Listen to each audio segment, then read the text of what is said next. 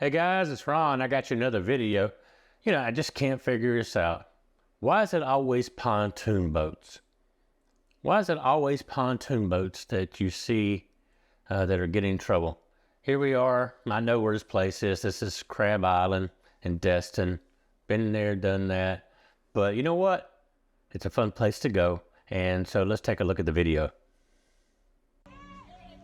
They ought to have several speeds on the throttles for pontoon boats. They should have, forward, reverse, and then they ought to have another set of levers for newbies, especially people that are renting pontoon boats. And as you can tell, this is a rental because it has number 54 on it. So it's definitely a rental. But, hey, they ought to have, for the newbies, they ought to have forward, slow and slower, and creep, and don't hit the damn dock. That's what they should have. Anyway, guys, thank you for looking at the video, and we'll see you on the next one.